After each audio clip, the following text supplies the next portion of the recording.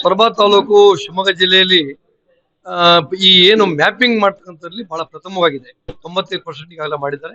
ನಮ್ಮ ಅಧಿಕಾರಿಗಳು ಮತ್ತು ನಮ್ಮ ಮುಖಂಡರುಗಳು ಸೇರಿ ಈ ಕೆಲಸವನ್ನ ಪ್ರಾಮಾಣಿಕವಾಗಿ ಮಾಡಿದ್ದಾರೆ ಮತ್ತು ಚೆನ್ನಾಗಿ ಕೆಲಸ ಮಾಡಿದ್ದಾರೆ.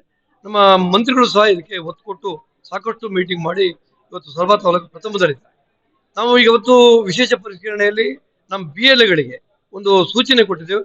ಪ್ರತಿ ಮನೆಗೆ ಹೋಗಿ BLO ಜೊತೆಗೆ ನೀವು ಸಹಕರಿಸಿ 100% ಇವತ್ತು ಮತದಾರನ ಯಾವುದೇ ಮತದಾರನ್ನು ಬಿಡಬಾರದು, ಅವ್ರು ಸೇರ್ತಕ್ಕಂಥ ಕೆಲಸವನ್ನ ಮಾಡಿ ಅನ್ನೋ ಸೂಚನೆಯನ್ನು ಈಗೆಲ್ಲ ಕೊಟ್ಟಿದ್ದೇವೆ.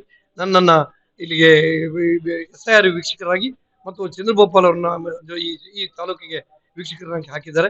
ಇವತ್ತು ಸಾಕಷ್ಟು ಎಲ್ಲ ನಮ್ಮ BLOಗಳು ಸೊರಬ ತಾಲೂಕಿನ ಈ ಭಾಗದ ಸೊರಬ ಬ್ಲಾಕಿನ ಎಲ್ಲ BLOಗಳು ಬಂದಿದ್ದಾರೆ. ಅವರಿಗೆ ಸೂಚನೆ ಕೊಟ್ಟಿದ್ದೇವೆ. ಪ್ರತಿಯೊಬ್ಬರು ಮನೆ ಹೋಗಿ 1 ತಿಂಗಳ ಕಾಲ ಒಂದು ಮತವನ್ನು ಬಿಡದಂಗೆ ಮಾಡಿ ಅನ್ನೋ ಮಾತನ್ನು ಹೇಳಿದ್ದಾರೆ. ನಾವೆಲ್ಲರೂ ಬಹಳ ವಿಶೇಷವಾಗಿ ಕೆಲಸ ಮಾಡ್ತಾರೆ. ನಾನು ಎಲ್ರಿಗೂ ಅಭಿನಂದಿಸ್ತೇನೆ. ಏನಂದ್ರೆ ಕೇಂದ್ರ ಸರ್ಕಾರದ್ದು ಒಂದು ಹುನ್ನಾರ ಇದು. ಏನಂದ್ರೆ ಬ್ಯಾಕ್ವರ್ಡ್ಸು, ಅಲ್ಪಸಂಖ್ಯಾತರು, ಈ ಬೇರೆ ಬೇರೆ ಕಡೆ ಇದ್ದವ್ರನ್ನ, ಹಿಂದುಳಿದವ್ರನ್ನ ಕೈ ಬಿಟ್ಟು ಇವತ್ತು ಅವ್ರನ್ನ ಬಿಟ್ಟು ಇವತ್ತು ಮತದಾರರ ಪಟ್ಟಿ ಮಾಡ್ಬೇಕು ಅನ್ನೋ ಉದ್ದೇಶ. ಅಂದ್ರೆ ಒಂದು 5-10% ವ್ಯತ್ಯಾಸ ಆದ್ರೂ ಸಹ ಅವ್ರಿಗೆ ಇದ್ರ ಲಾಭ ಆಗ್ತದೆ. ಇದು ಆ ಹುನ್ನಾರಕ್ಕೆ ನಾವು ಯಾರು ಬಲಿ ಆಗ್ಬಾರ್ದು.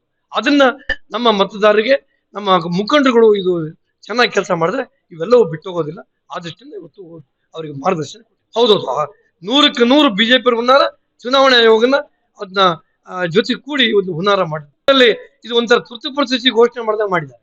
ಇದನ್ನ ನಾವ್ಯಾರು ಸಹಿಸಕ್ಕಾಗಲ್ಲ. ನಾವು ಅನಿವಾರ್ಯವಾಗಿ ಕೆಲಸ ಮಾಡ್ಕೊಳ್ಬೇಕು.